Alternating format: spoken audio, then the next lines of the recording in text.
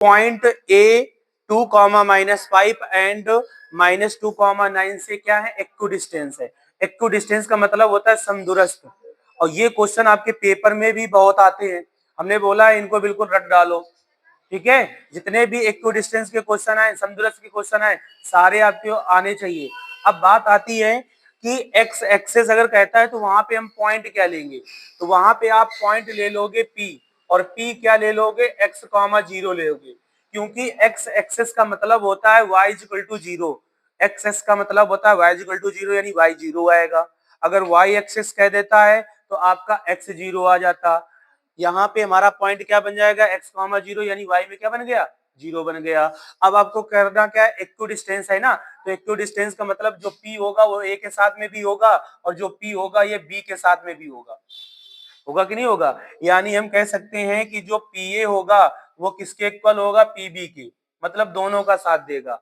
अब P का जो पॉइंट है, P का पॉइंट है हमारे पास क्या, x कॉमा जीरो, A का पॉइंट क्या है हमारे पास 2,-5 है, इक्वल लगाएंगे, P का पॉइंट है x कॉमा जीरो, B का पॉइंट हमारे पास क्या है, माइनस का 2,9 है, 9 है। तो इसमें क्या करना है, इसको x1 y1 x2 y2 x1 y1 x2 y2। अब आपको करना क्या है, डिस्टेंस का फॉर्मूला लगाना है।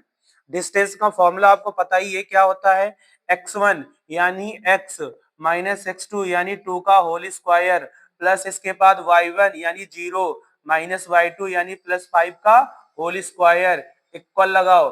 फिर इसके बाद इसमें भी डिस्टेंस का फॉर्मूला लगाएंगे, x1 यानी x माइनस x2 यानी +2 का होल स्क्वायर, प्लस y1 यानी 0 माइनस y2 यानी 9 का हमारे पास क्या हो जाएगा, होल स्क्वायर आ जाएगा। रूट से रूट हमारा क्या हो जाएगा, कैंसिल हो जाएगा। यहाँ पे a माइनस बी का होल स्क्वायर लगेगा, तो a माइनस बी का होल स्क्वायर होता है a square plus B square minus 2ab, और 5 का स्क्वायर कितना होता है, 25 होता है, इक्वल लगाओगे। यहाँ पे a प्लस बी का होल स्क्वायर लगेगा, तो a square plus B square plus 2ab यानी 4x, और प्लस 9 का स्क्वायर कितना होता है, 81 होता है। एक्स स्क्वायर से एक्स स्क्वायर कैंसिल, 4 से 4 आपका कैंसिल हो जाएगा। अब क्या करते हैं कि ये हमारे पास जो 4x है वो 4x की तरफ आएगा, और जो 25 है वो 81 की तरफ चला जाएगा।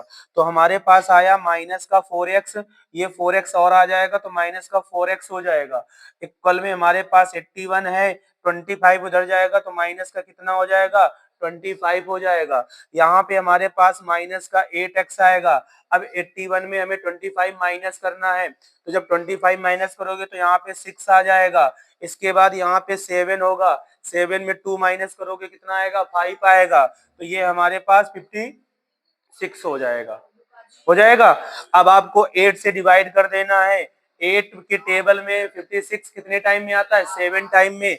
तो हम कह सकते हैं कि जो x की वैल्यू आएगी वो क्या आएगी, -7 आएगी। क्या आएगी, -7 आएगी। तो हमारे पास जो पॉइंट होगा x एक्सिस का, P पॉइंट था, P में x के स्थान पे आप -7 कर दोगे, और 0 आपका तो ऐसे ही रहेगा। तो ये हमारा P पॉइंट